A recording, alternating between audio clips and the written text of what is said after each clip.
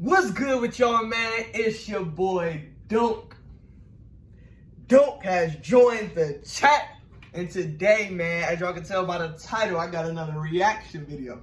I'm finna take y'all little niggas to school real quick. You feel me? I know we on summer break, but I'm finna take y'all back to school, man. And today we got, what if you freeze a person for 100 years and then thaw them? I'm low key interested. And since y'all clicked on this video, is one, y'all fuck with me and y'all gonna watch my video, right? 2, y'all interested in this too and y'all wanna watch this with me? Or 3, both. Let's get right into it, man. I ain't finna hold y'all too long. If you new to me, make sure you hit that subscribe button. Also turn on post notifications if you want to. Only if you want to. But why not? I post bangers. Come on now. Hey, I'll let... landed that too. Yeah. Well, you feel me? I put lotion on and stuff, but look, we finna get right into it. And we finna watch this together. This 10 minutes long. How are humans imagining the distant future? Flying cars, a journey to the far corners of outer space, and of course, a cure for every disease. Who wouldn't want to experience such a world? However, most of us simply don't have a long enough lifespan to wait for such a future. But fortunately, scientists have already figured out a way to cheat time: cryopreservation. This is a special way of refrigerating the human body, after which a person can return to life. Well, theoretically. What would really happen with the body if it was frozen for many years? I decided to carefully examine this issue. And, well, here's what I have for you. How did people first come up with the idea of freezing their bodies? It seems that hibernating animals are the ones to blame. This includes different rodents and hedgehogs, as well as bears. The concept is simple. When it gets cold and there's less available food, the animals immerse themselves into suspended animation. Their metabolism and life processes slow down, and body temperature drops significantly. For example, in the Arctic ground squirrel, it can drop to about -4 degrees Celsius, or about 25 Fahrenheit, in the abdominal cavity. However, these small rodents keep their heads and necks warm. So when hibernation comes to an end, these squirrels remain fully healthy and feel great. An even more interesting example is the wood frog. They're widespread in North America and in general are used to cold weather. Moreover, every year, these frogs freeze and then return to life. And this isn't even a metaphor. The wood frog has a very unusual life cycle. It spends every winter in a frozen state. For 2 to 3 months, its body temperature remains at 6 degrees Celsius, or about 21 Fahrenheit. At the same time, the frog's bodily functions stop. It doesn't breathe, and its heart stops beating. About 60% of the water inside its cells freezes. In the spring, the frog thaws, turns on its heart, warms up, and begins to live anew. How is this even possible? Wait, so hold on. Do y'all think humans can do that, bro? Cause look, I know some of y'all weird niggas want to be on this earth for like over 200 years. Trust me, I want to live my life for good, like however long God want me to live on this earth. You know what I'm saying? I'm not freezing my body to no. You feel me? But this right here, if humans can do that, bro, how would y'all feel about that? Like, I know some of y'all niggas will probably go to that shit and freeze y'all bodies to death, bro. That's tough. Scientists have found that in wood frogs, before hibernation, their liver increases 1.5 times, and the level of glycogen increases 3-fold. The freezing process itself occurs slowly, and during this period, the liver turns glycogen into glucose. This, in turn, allows cells to maintain their structure. But could a person survive such an extreme freeze? The human body is much more complicated. You can't just put a person in a freezer and then bring them out and hope they'll become themselves again. First of all, because of the... My bad, y'all. My mom called me, man. All right, man. We back in the video, though. My mom might call me, y'all. My fault. What am I going to do with this hair? serious decrease in temperature, the blood, like many other fluids, begins to thicken and gradually freezes. It turns into bloody ice. And while you may be thinking that this would be a good title for a thriller, I'll first explain one simple thing. The blood itself, when it's turned into ice crystals, is already dangerous enough. And still, we plan to unfreeze this person. Here's where the problems begin. When thawing, these crystals will create many microcuts in the human circulatory system. It doesn't matter how much time has passed, a year, 10 or 100 years, absolutely all of the arteries, capillaries, and veins will suffer. And the organs too, not to mention brain death. Such damage will lead to internal bleeding and eventually to death. In general, to freeze a person... Hey, y'all niggas can't... y'all can't freeze y'all bodies, you little weirdos. Y'all can't freeze y'all bodies, you little weirdos. So even if y'all tried to freeze yourself for 100 years, you scientists, you nerds, y'all couldn't do it anyway. Because y'all die. Y'all will bleed. Y'all will bleed internally.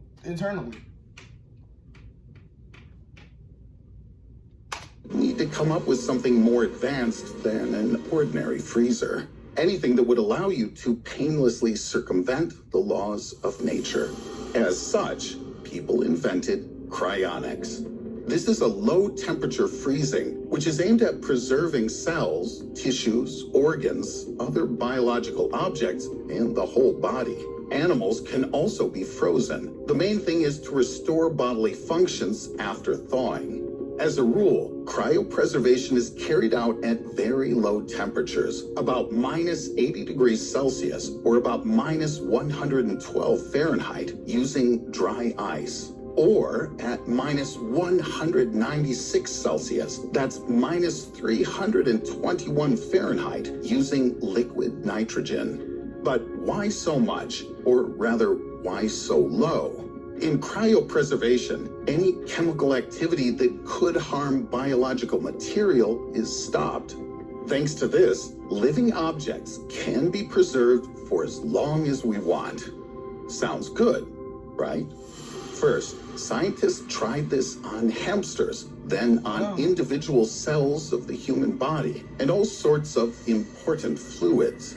Finally, in 1967, it was a person's turn. The first human body to be frozen in hopes of a future rebirth was James Bedford. He suffered from kidney cancer and therefore agreed to freeze his body after death. At some point in the future, will we be able to completely cure all forms of cancer? Until this happens, Bedford's body is cryopreserved at the Alcor Life Extension Foundation. But that was only the beginning. Wait, so he dead? Look, if y'all know who this James Bedford is, look him up for me and then let me know in the comments. You feel me? They said he had cancer or something. I wasn't even paying attention. They said he had cancer. Put him in the frozen thing. Hey, y'all let me know if he's let me know see if he come back alive. Let me know. By 2019, more than 400 people had undergone cryopreservation in the United States. Another 1,500 have signed the necessary documents and are ready to freeze their bodies after death. Yes, by law, only a person after clinical death can undergo cryopreservation. That is, their heart cannot be beating. Before the brain cells... So why the fuck, listen, why would you even, bro, if you already dead, why? If you already dead, just get under the grave, bro. Like, why do you have to be on, why? Why? Have time to die. They're frozen with the help of vitrification, a special procedure that eliminates the formation of ice. Though legally, every frozen person is considered dead. No one knows if they can be revived. Nevertheless, more and more living people are starting to think about it. To date, scientists have no guarantees that a frozen person can be revived. On the other hand, if a person is buried, it certainly would never be possible. The choice, in general, is obvious. However, cryonics can be really expensive. In 2018, the preparation and storage of a person under freezing conditions ranged from $28,000 to $200,000 US. Damn! It's not surprising that quite wealthy people are usually the ones who chose to undergo this process. But what will happen to a person who will have spent many years in a freezing state? We can only speculate theoretically. A few years ago, scientists managed to unfreeze a rabbit's brain. Even after several weeks of freezing, the important connections between the neurons on which brain activity depends were intact. But is it possible to compare the brain of a rabbit to that of a whole person? I doubt it. Additionally, skeptics believe that even freezing the body in liquid nitrogen would lead to the destruction of cells of many tissues due to ice crystals. How that would end, you already know. For certain, there's no possibility of resurrection in such a situation. But proponents of cryonics have a way of deceiving nature and the laws of physics. For example, by changing most of the fluids in the body to solutions of special substances. These solutions would not turn into crystals, which means that the body would not be damaged. Scientists also acknowledge that after thawing, the human brain will need major repairs. It'll be necessary to repair the damaged areas because there will certainly be such problems. And it's still unknown what will happen to an individual's personality after they come out of this frozen state.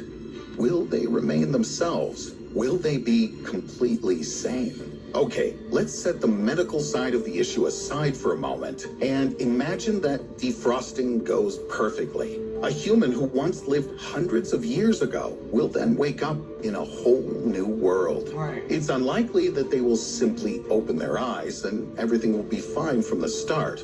They'll have to build their life from scratch and get used to new technologies and rules. Who knows, maybe waking up after so many years wouldn't be so enjoyable. Whatever the case, all of this can be discussed. Wait, hold on though. So how come they let Captain America do that? Remember when Captain America was frozen, and then he woke up 75 years later? How come they let him do that?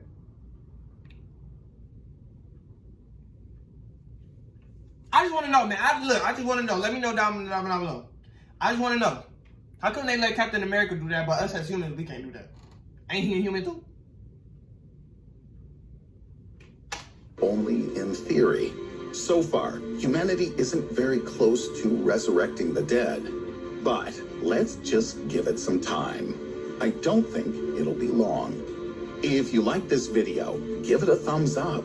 Don't forget to subscribe to the channel if you haven't done so already. Click on the bell to receive timely notifications of new Alright, man, if y'all made it all the way to the end of the video, you a real one. Make sure you subscribe if you new, man. We on our way to 300. We on our way to 300, man. Subscribe if you new, man. Share with y'all friends. More bangers coming soon. I hope y'all got something in y'all brains. Y'all learn something new every day. Remember that. Keep learning, fellas.